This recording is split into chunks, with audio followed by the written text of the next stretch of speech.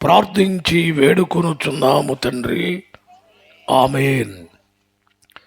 ప్రభునందు ప్రియ సోదరి సోదరులారా, ఈ సమయంలో అపోస్తలుడైన పౌలు హెబ్రీలకు రాసిన పత్రిక 11వ అధ్యాయము 6వ వచనాన్ని మనం చదువుకున్నాం. ఈ వచన భాగములు మనకు బాగా పరిచితమైనవే. అయినా మరొక్కసారి ఈ రాత్రి దేవుని సన్నిధిలో జ్ఞాపకానికి తేవాలని ఆశించి ఈ భాగమును చదవడం జరిగింది అని మనవి చేస్తున్నాను. మనం చదివిన ఈ 11వ అధ్యాయము 6వ వచనములో ఒక శ్రేష్టమైన మాట అక్కడ కనబడుతుంది. అదేమిటి అని మనం చూస్తే చూడండి, నేను చదువుతాను. విశ్వాసము లేకుండా దేవునికి ఇష్టుడయ్యుండుట అసాధ్యము. ఈ మాట గమనించండి. ఈ రాత్రి నేను మీకు అందించబోయే మాట ఏమిటంటే, దేవునికి ఇష్టుడుగా ఉండుట. ఇది మానవ రీత్యా మనం ఈ లోకంలో చాలామందికి ఇష్టంగా ఉంటాం. మనం కూడా చెప్పుకుంటాం, నేనంటే వారికి చాలా ఇష్టమని. వారు కూడా చెబుతారు, ఆయనంటే మాకు చాలా ఇష్టమని. ఇది మనుషుల ఇష్టము, మామూలు ఇష్టము. కానీ పౌలు భక్తుడు వ్రాసిన మాట మనుషుల ఇష్టమును బట్టి కాదు, దేవునికి ఇష్టుడై ఉండాలి. ఈ రాత్రి అది మనకు అవసరమైనది. లోకములో ఎంతమందికైనా మనం ఇష్టలుగా ఉండవచ్చు, కానీ దాని వలన ఎవరికి ప్రయోజనం ఉంది? మనము ఉండవలసిన ఇష్టత ఎవరికి అంటే, దేవునికి మనం ఇష్టలై ఉండాలి. ఎందుకు ఉండాలి అంటే, మనలను పుట్టించినవాడు ఆయనే, మనలను కాపాడుతున్నవాడు ఆయనే, మనకు సంసారములను ఇచ్చినవాడు ఆయనే, మనకు బిడ్డలనిచ్చినవాడు ఆయనే, మనకు ఆస్తినిచ్చినవాడు ఆయనే, ఇల్లు ఇచ్చినవాడు ఆయనే, పొలం ఇచ్చినవాడు ఆయనే, ఉద్యోగం ఇచ్చినవాడు ఆయనే, ఆరోగ్యం ఇచ్చినవాడు కూడా ఆయనే, ఆయుష్ ఇచ్చినవాడు కూడా ఆయనే. ఇన్ని మన పట్ల ఆయన జరిగిస్తే మరి ఇన్ని చేసిన దేవునికి ఇష్టలుగా ఉండకపోతే ఆయనకి కష్టం వస్తుంది. జాగ్రత్త. ఈ రాత్రి అదే పౌలు భక్తుడు మనకు నేర్పుతున్నాడు. చదువుదాం 6వ వచనం. విశ్వాసము లేకుండా దేవునికి ఇష్టడయ్యుండుట అసాధ్యం. ఈ వచనం చూడండి. దేవునికి ఇష్టడై ఉండాలంటే ఏం చేయాలి? పలహారం తీసుకొచ్చి గుళ్ళో పెట్టాలి. ఏమండి, దేవునికి ఇష్టడై ఉండాలంటే గుళ్ళో ఫ్యాన్లు వేయించాలి, అరడజన కుర్చీలు కొనియాలి. అంతేనా? ఉపవాసాలు ఉండాలి. ఇంక ఎన్నైనా చెప్పచ్చు. అవన్నీ దేవునికి ఇష్టమేనా? అవన్నీ మనకిష్టం, దేవునికి కాదు. దేవుడు చెప్పే మాట ఏమిటంటే, కోరుకునేది ఏమిటంటే, పౌలు అంటున్నాడు, విశ్వాసము లేకుండా దేవునికి ఇష్టడయ్యుండుట అసాధ్యం. ఒక వ్యక్తి దేవునికి ఇష్టడుగా ఉండాలి అంటే ఆ వ్యక్తికి ఏముండాలి? విశ్వాసం ఉండాలి. ఇప్పుడు నేను మిమ్మల్ని అడుగుతాను, ఇక్కడ ఉన్న మీరందరూ దేవుని యందు విశ్వాసం ఉంచిన వారేనా? అందరూ షాక్ కొట్టినట్టుంటుంది ఇప్పుడు నా మాట. మేము విశ్వాసం ఉంచేది ఏంటండి? రోజు ప్రార్థనకి వెళ్ళేది మేము, ప్రార్థనకి వెళ్తే పలహారం పెడితే తినేది మేమే, పరిచర్య చేసేది మేమే, పాటలు పాడేది మేమే, పాడితే ఇవి చేసినందువలన మన జీవితాలు దేవునికి ఇష్టలంగా ఉంటాయి అనుకోవడం భ్రమ. ఒక వ్యక్తి దేవునికి ఇష్టడుగా ఉండాలంటే మొదటి పని ఏమిటంటే, ఆ దేవుని యందు విశ్వాసం ఉంచాలి. విశ్వాసం ఉంచారా అండి? ఉంచారా? ఏంటో మరి కొత్త రకం బోధలు చేయబాకండి. ఇప్పుడు వాళ్ళవండి మేము ఎన్నో సంవత్సరాల నుంచి మందిరానికి వెళ్తాం, పండగలు చేస్తాం, పరిచర్యలు చేస్తామండి అంటారా? దేవుని యందు విశ్వాసం లేకుండా నువ్వేమి చేసినా అన్నీ వ్యర్థమని గమనించాలి. రాత్రి దేవుడు ఇష్టపడాలి నిన్ను అంటే ముందు నీ జీవితంలో ఆ దేవుని యందు విశ్వాసం ఉంచాలి. విశ్వాసం ఉంచుట అంటే ఏంటి? అది ఎట్లుంటుంది? విశ్వాసం అంటే మీరు నమ్మకం అంటున్నారు. సరే, నేను మళ్ళా అంట, నమ్మకం అంటే ఏంటి? నమ్మకం అంటే లేని దాన్ని ఉన్నట్టు చేయటమా? మీరు చెప్పింది కరెక్టే, కానీ అది విశ్వాసానికి చెందిన పదం. విశ్వాసము అంటే పై భాగంలో అన్నాడు, 11వ అధ్యాయం మొదటి వచనములో ఏమన్నాడు? విశ్వాసమనున్నది నిరీక్షింపబడు వాటి యొక్క నిజస్వరూపమును అదృశ్యమైనవి ఉన్నవనుటకు రుజువునై ఉన్నది. విశ్వాసము అంటే చూచి నమ్మేది కాదు. ఏదది? ఏది మన కంటికి కనబడకుండా అదృశ్యంగా ఉందో అది ఉన్నది అని నమ్ముటయే విశ్వాసం. అది బైబిల్ నేర్పే సత్యం అదే. దేవుడు అదృశ్యుడా దృశ్యుడా? ఏమండి? ఒరే మీకు తెలియదట్టుంది. దేవుడు అదృశ్యుడా? టీవీ చూడట్లా మీరు? చూస్తున్నారా? ఒక ఆయన చెప్తుంది, ఆమె దగ్గరికి వచ్చి దేవుడు అంటున్నాడంట, రా మాట్లాడుకుందాం మన ఇద్దరం రా అంటున్నాడంట. సేపు పట్టుకొని ఆమందంట, వంట ఇంకా పూర్తిగా లేదు, అది పూర్తి కావాలి, ఉండు మా ఆయన పంపించాలి ముందంటే, సరే ఆయన పంపించరా తర్వాత మాట్లాడుకుందాం మనం అన్నాడంట. ఆయన పంపించినాక వంట పూర్తి కాలేదు అందంట. నా దోతలు ఇద్దరిని పంపిస్తున్నాను దెబ్బకు చేస్తారు అంటే, దోతలు కూడా వంటోళ్ళు అన్నమాట. ఎవరికి? ఈంకి. వాళ్ళు చేస్తారు వంట, మన ఇద్దరం మాట్లాడుకుందాం. ఏమండి ఇవన్న మర్యాద పదాలేని అసలు? నేను అనుకుంటాను మెంటల్ ఏమన్నా వచ్చిందేమో ఆమె కనిపిస్తుంది నాకు. దేవుడు ఏంటి ఈమె దగ్గరికి రావటం ఏంటి, చేపట్టుకొని మన ఇద్దరం మాట్లాడుకుందాంరా అంటే అసలు ఏమన్నా అర్థం ఉందా అంటే? ఒక ఆమెకేమో గ్యాస్ అయిపోయిందంట. ప్రభువా గ్యాస్ అయిపోయింది ఎట్లా అంటే, పరిశుద్ధాత్ముడు తెచ్చి సిలిండర్ పెట్టాడంట అక్కడ. మనకు కూడా పెడితే బాధ ఉండేది కాదుగా. ఆమెకొక్కదానికే సిలిండర్ పెట్టమైంది. ఇంకొక ఆమెకేమో బ్యాంకులో బ్యాలెన్స్ ఏటీఎంలో కొద్దిగా ఉందంట. ఏం ప్రార్థన చేసుకొని కార్డు పెట్టగానే 1000 రూపాయలు వచ్చినాయి అంట. అంటే ఎవరు సొమ్ము వచ్చి ఉంటుంది అందులో? అంటే దేవుడు ఇంకోడు డబ్బులు కొట్టేసి ఇంకిస్తాడా? అది పెద్ద అద్భుత సాక్ష్యం. ఏమండి? ఒక పెద్ద ఆయన భార్య ఉంది. పెద్ద ఆయన అంటే ఆయన బ్రహ్మాండమైన స్పీకర్లే. ఆయన భార్య చెబుతుంది, ఆమె ఎప్పుడూ ఊడవలేదంట ఇల్లు. మరి ఆమె వాడ మనిషో నాకు అర్థం కాల. ఒకరోజు చీపురు తీసుకొని ఊడుస్తుంటే మణికట్టు నొప్పి వచ్చిందంట ఆమెకి. దేవుడు అన్నాడంట, అక్కడ కాదు పట్టుకునేది, కాస్త కిందకు పట్టుకో చీపురు అన్నాడంట. అప్పుడు తొడవటం ఈజీ అయిందంట. నా ప్రభు ఇల్లు ఊడ్చేటప్పుడు కూడా ఆడ పట్టుకోవాలో చీపురు చెప్పాడు వచ్చింది. ఇవన్నీ ఏమనుకుంటారంటే ప్రభు చీపురు పట్టుకోమంటాడు, ఏమండి, ప్రభు గ్యాస్ ఇస్తాడు, ప్రభు ఏటీఎంలో డబ్బులు కుమ్మరిస్తాడు. ఏనండి, వంట చేయకపోతే వంట కూడా పూర్తి చేయిస్తాడు. కొద్దిగా బంగారం ఉంది నాయన, కొంచెం బంగారపు చైన్ కావాలి అని ప్రార్థన చేసి బయటకు వచ్చిందంట. దారిలో చైన్ కనపడిందంట. పాపం ఎవరు పోగొట్టుకున్నారో ఈమె తెచ్చుకొని మెళ్ళ వేసుకొని ప్రభు ఇచ్చాడంటుంది. ఏమిటి దుర్మార్గత? యేసు ప్రభు అదృశ్య దేవుడు. విశ్వాసమనున్నది నిరీక్షింపబడు వాటి యొక్క నిజస్వరూపం. దేవుడు మన కొరకు ఏమి సిద్ధపరిచాడో వాటి కొరకు మనం ఎదురు చూస్తున్నాం. అదే విశ్వాసము. ఇన్ని మాటలు ఎందుకండి? మీలో చాలామంది నమ్ముకున్న వారు ఉన్నారు కదా. ఎట్లా నమ్ముకున్నారు మీరు? పేతురు రాసిన మొదటి పత్రిక 1వ అధ్యాయము 7వ వచనం చదువుదాం. నశించిపోవు సువర్ణము అగ్ని పరీక్ష వలన శుద్ధపరచబడుతున్నది కదా. వినండి, దానికంటే అమూల్యమైన మీ విశ్వాసము పరీక్షకు నిలిచినది. చదవండి.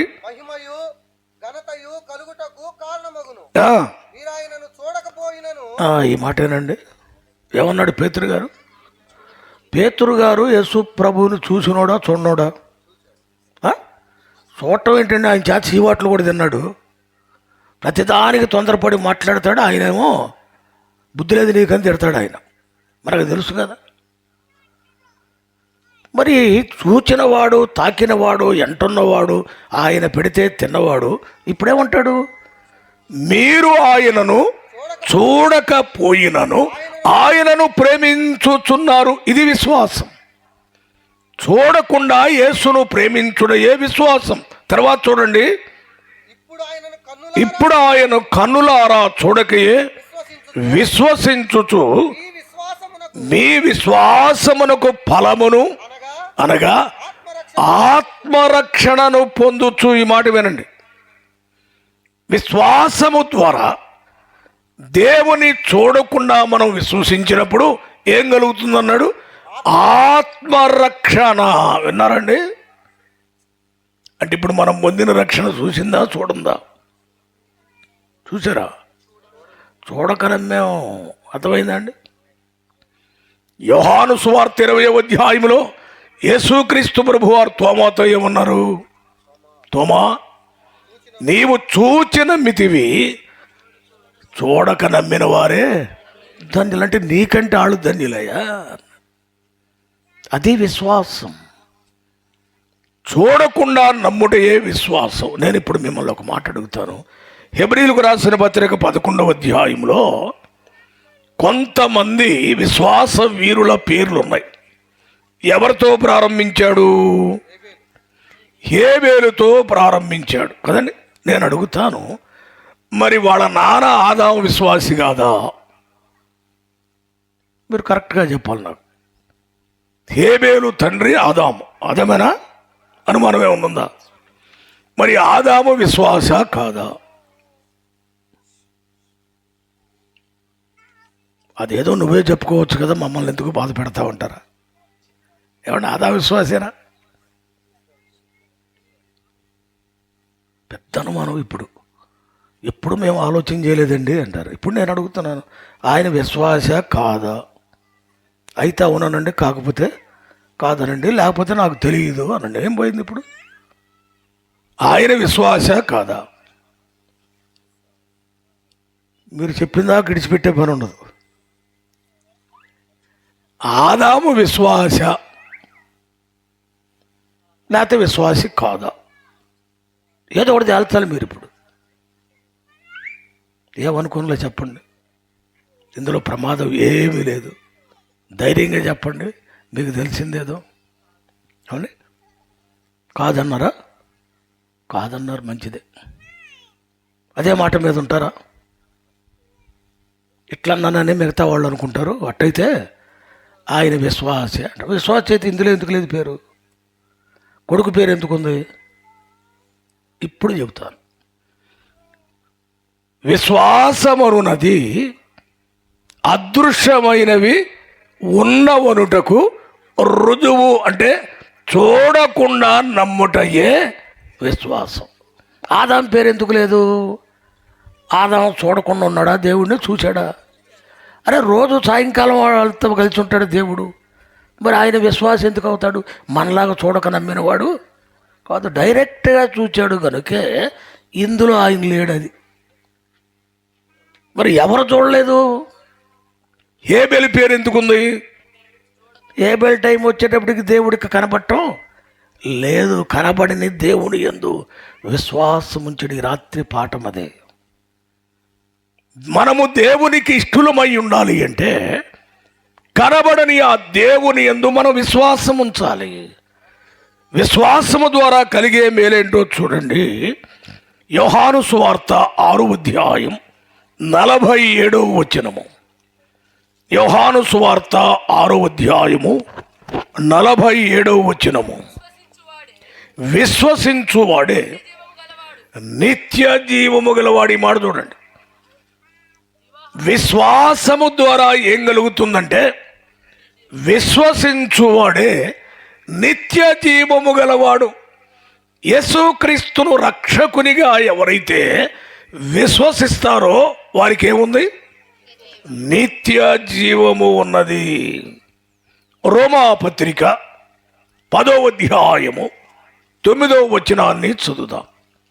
రోమాపత్రిక 10వ అధ్యాయము 9వ వచనము.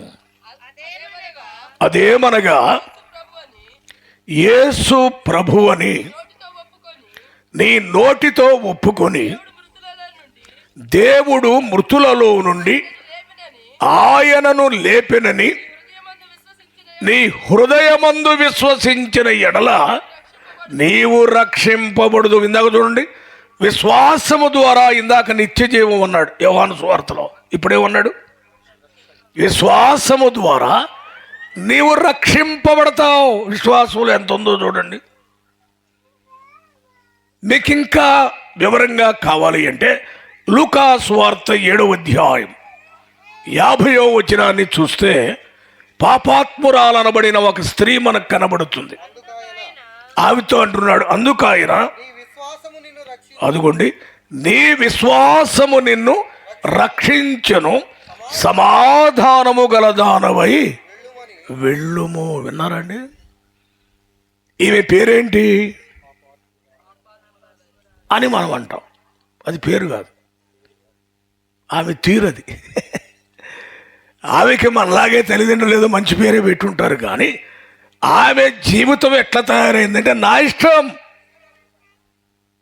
నేను తిరుగుతాను, ఏమైనా చేసుకుంటాను, నా ఇష్టం, నా శరీరం నా ఇష్టం, నా కోరికలు నా ఇష్టం. ఇప్పుడంతా ఈ స్టూడెంట్స్ అందరూ చెప్పేది ఏంటి? ఎంజాయ్ మై సెల్ఫ్ అంటుంటారు. ఏంటంట? Enjoy enjoy. ఎవరు చెప్పినా ఎంటవు లేదు. ఆమె కూడా అనుకుంది, అందం ఉంది, వయసు ఉంది, బలం ఉంది, తిరగడానికి అవకాశం ఉంది, నాకు ఎదురు లేదు, అనుభవిస్తారు ఈ లోకాన్ని, పాపాన్ని అనుకుంది. కానీ నెమ్మది లేకుండా పోయింది. అన్నీ ఉన్నాయి కానీ ఆమె జీవితంలో సమాధానము లేదు. పైకి మాత్రమే చక్కగా కనబడుతుంది కానీ లోపల నెమ్మది లేని స్థితిలో. ఏమిటి జీవితం? ఎంతకాలం ఈ జీవితం? ఇలాగ నెమ్మది లేకుండానే బ్రతకాలా? అన్నీ ఉండి కూడా ఎందుకు ఇలాగున నేను కొరతగా ఉన్నానని వెతుకుతుంది. నా జీవితానికి సమాధానం దొరికేది ఎక్కడా అని వెతికింది. ఆమెకు తెలిసింది ఆ ఊరిలోనే ఒక ఇంట్లో యేసయ్య వచ్చాడు అని. ఆయన పాదాల దగ్గర సమాధానం దొరుకుతుంది, పాప క్షమాపణ దొరుకుతుంది అని తెలుసుకుంది. వెంటనే వచ్చేసింది అక్కడికి. వచ్చి ఏం చేసిందండి? ముందేం చేసింది? కన్నీళ్లతో యేసయ్య పాదాలు కడిగింది. మీరు చెప్పండి, కన్నీళ్ళు ఊరికనే వస్తాయా? లోపల హృదయం బద్దలైతేనే కానీ. పైగా ఎన్ని నీళ్లు? కాళ్ళు కడగాలంటే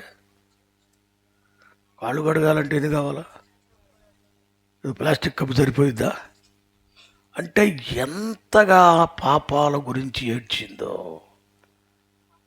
ఏడవడం మాత్రమే కాదు, ఏ అందమైన తల వెంట్రుకలతో విర్రబీగిందో ఇప్పుడు ఆ వెంట్రుకలతోనే ఆయన పాదాలు తుడుస్తుంది. ప్రభు అన్నాడు, ఈమె నన్ను విస్తారముగా ప్రేమించను కనుక ఈమె విస్తార. ఎన్ని పాపాలండి? విస్తారం అంటే కౌంట్లెస్, లెక్క పెట్టడానికి వీలు లేనన్ని పాపాలు చేసింది. ఏమైపోయింది ఇప్పుడు? యేసయ్య దగ్గరకు వచ్చింది. ఏడుస్తూ తల వెంట్రుకలతో తుడుస్తూ ఉంటే ప్రభు అన్నాడు, నీ విశ్వాసము నిన్ను. అంటే ఆమెకి యేసు ప్రభు పట్ల ఏం కలిగింది?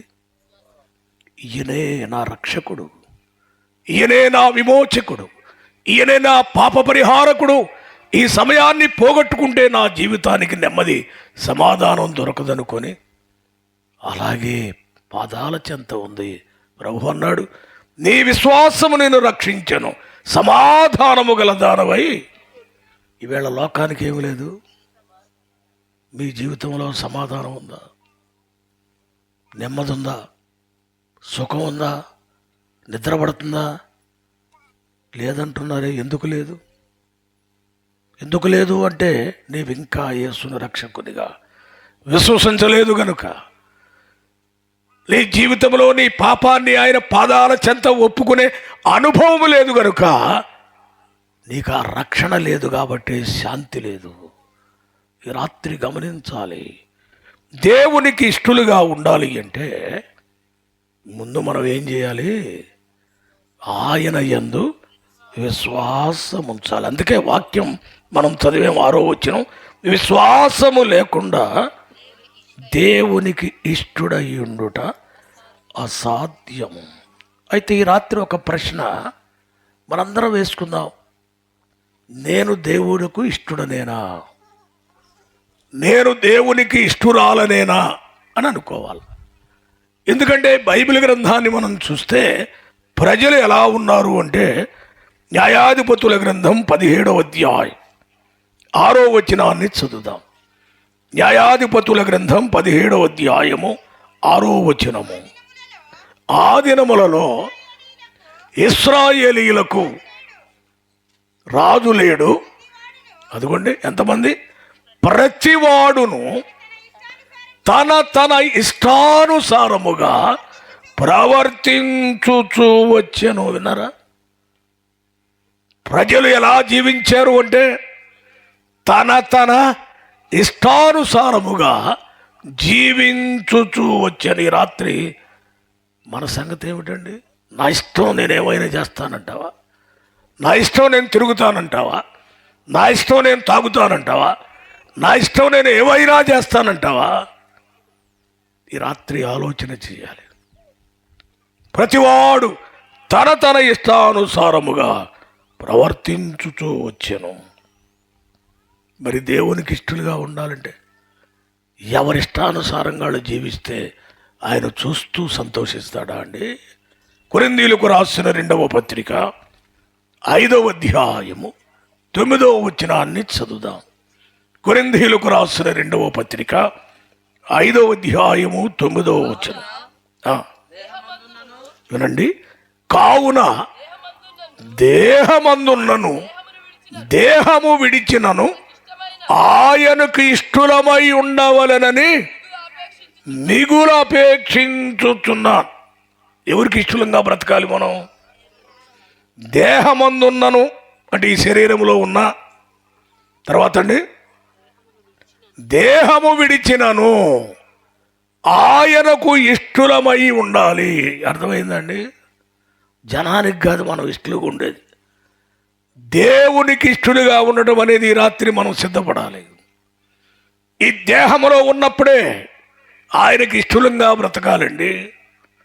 ఇప్పుడు కాదులే నాయన, చాలా టైం ఉందిలే. టైం ఉందా? ఎవరు చెప్పారు టైం ఉందని? టైం మన చేతిలో లేదు కదా. ఉంటే రాజీవ్ గాంధీ, ఇందిరాగాంధీ, జవహర్లాల్ నెహ్రూ గారు, తొదకు నందమూరి తారక రామారావు గారు, ఏమండి వీళ్ళందరూ ఎందుకు చచ్చిపోతారు? టైం మన చేతిలో ఉంటే వాళ్ళందరూ పోతారా? అందరూ ఉండేవాళ్లే కదా. మన ఇళ్లలో మనవారు, మన పెద్దవారు ఉండేవారే కదా. జాగ్రత్త, టైం లేదు. ఇదే అనుకూలమైన సమయం, ఇదే రక్షణ దినము అని దేవుడు మాట్లాడుతున్నాడు. ఈ రాత్రి ఆయనకి ఇష్టలుగా ఉండడానికి ప్రయత్నం చేద్దాం. బైబిల్ గ్రంథంలో దేవుని పిల్లలు ఎలా ఉన్నారో చూద్దాం. దయచేసి ఒక వ్యక్తిని జ్ఞాపకానికి తెస్తాను. అపోస్తుల కార్యముల గ్రంథం 13వ అధ్యాయం 22వ వచనాన్ని చదువుదాం. అపోస్తుల కార్యముల గ్రంథం 13వ అధ్యాయము 22వ వచనము. దావీదును వారికి రాజుగా ఏర్పరిచెను.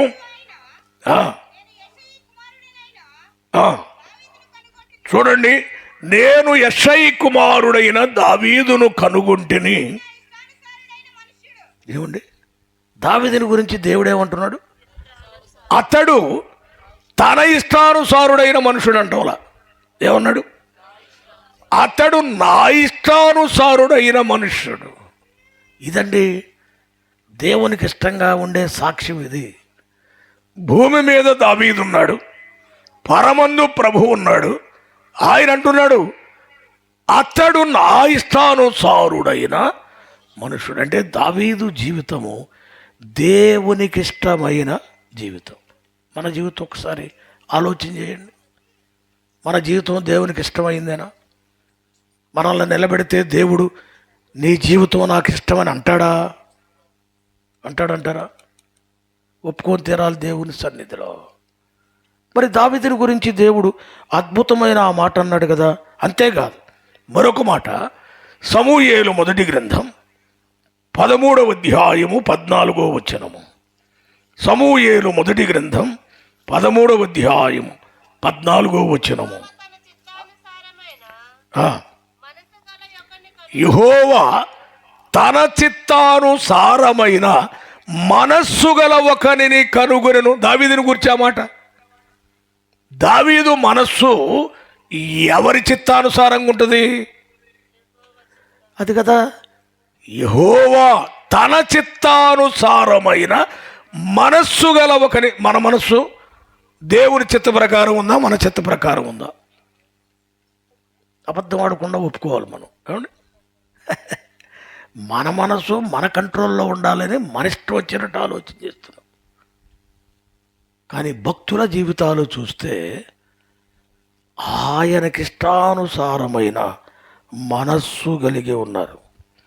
బైబిల్ గ్రంథంలో ఒక రాజు ఉన్నాడు. అతని గురించి ఒక మాట చదివిస్తాను.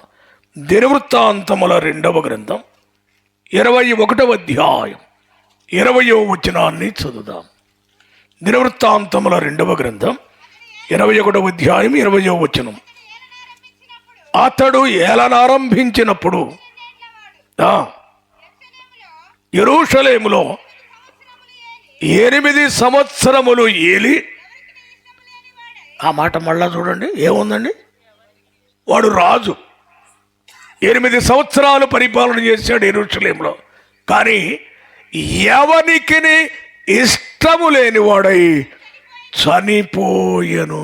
ఏమండి, ఎందుకు అటువంటి వాడు ఉంటేం పోతే? ఇదండి మన జీవితాలు కూడా అదే. ఎందుకు మన జీవితం దేవునికి ఇష్టం లేకుండా, ఎవరికి పనికి రాకుండా, రాజు అయితే రైతు అయితే ఇవ్వండి, ఇష్టము లేకుండా, ఎవరికి ఇష్టం లేకుండా చనిపోయాడంట. ఈ రాత్రి మన సంగతి ఆలోచన చేసుకోవాలి మనం. మరొక వ్యక్తిని గురించి నేను మీకు జ్ఞాపకానికి తెస్తాను. ఆ వ్యక్తి ఎంత చక్కని పదాన్ని వాడుతున్నారో. మత్తయి సువార్త 8వ అధ్యాయం 2వ వచనములో యేసుక్రీస్తు ప్రభువారు కొండ దిగి వస్తున్నారు. అప్పుడు ఒక కుష్ఠరోగి ఆయనకు ఎదురుగా వచ్చాడు. వచ్చి ఏమన్నాడు చూడండి. కుష్ఠరోగి వచ్చి ఆయనకు మ్రొక్కి, ప్రభువా, అబ్బబ్బా ఏమన్నాడండి, ప్రభువా నీకిష్టమైతే నన్ను శుద్ధినిగా చేయగలవు. ఎవరికి ఇష్టమైతే? ఎందుకు నీకిష్టమైతే అన్నాడు? ఆ దినాలలో కుష్ఠరోగం అనేది భయంకరమైన వ్యాధి. అది వచ్చిన వాడు ఊరు బయట ఉండాలని బైబిల్ చెప్తుంది. అది వచ్చిన వాడు కుటుంబంతో ఉండటానికి వీల్లేదని బైబిల్ చెప్తుంది. అది వచ్చిన వాడు మంచి బట్టలు వేసుకోవడానికి లేదు, చింపేయాలని బైబిల్ చెప్తుంది. అది వచ్చిన వాడు తల దూకోవడానికి లేదు, విరిగిపోసుకోవాలని బైబిల్ చెప్తుంది. వాడు ఊరిలోకి రావాలి అంటే పెద్దగా పై పెదవిని కప్పుకొని అపవిత్రుడని కేకలు వేయాలి.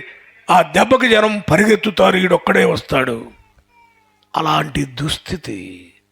ఇప్పుడు ప్రభువుతో అంటున్నాడు, ప్రభువా నీకిష్టమైతే అంటే దాని అర్థం ఏంటంటే, నేనంటే నా భార్యకి ఇష్టం లేదు ప్రభువా, నేనంటే నా పిల్లలకి ఇష్టం లేదు, నేనంటే నా రక్త సంబంధీకులైన వారికి ఇష్టం లేదు, నేనంటే ఈ ఊర్లో ఉన్న వారికే ఇష్టం లేదు ప్రభువా, ఎవరికి ఇష్టం లేదు. కానీ నీకిష్టమైతే.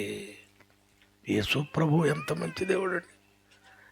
ఎవరికి ఇష్టం లేని జీవితాలు కలిగిన వారినైనా ఆయన ఏమంటాడండి? ఇప్పుడు ఏమన్నాడు ఆయన? నాకిష్టమే, నీవు శుద్ధుడవు కమ్మని చేతితో అలా పట్టుకున్నాడు వాడిని. అంతే. నీకిష్టమే అని అడిగితే చాలు. ఆయన అంటాడు నాకిష్టమే. నీ జీవితం ఎలాంటిదైనా, నీ వ్యాధి ఎలాంటిదైనా, నీవే స్థితిలో ఉన్నా నీవంటే నాకిష్టం. ఎంత మంచి ప్రభు అండి ఆయన. అందుకే బైబిల్ అంటుంది, ఎంత ఘోర పాపినైనా ఆయన క్షమిస్తాడు అంటే నాకు ఇష్టమే అంటున్నాడండి. ఒక దుర్మార్గుడు చనిపోయాడంటే ప్రభు అంటున్నాడు, దుర్మార్గుడు తన దుర్మార్గతలో ఉండి చనిపోవటం వలన నా ఆత్మకు ఏమాత్రము సంతోషము లేదు. వాడు మనస్సు మార్చుకొని మారు మనస్సు పొంది నా బిడ్డగా ఉంటే నాకు అదే సంతోషం అన్నాడండి. ఎంత మంచి ప్రభు. ఈ రాత్రి ఇంకా నీవు యేసుని ఎరుగకపోతే, రక్షణ పొందకపోతే, ప్రభువా నీకిష్టమైతే అని అడగండి.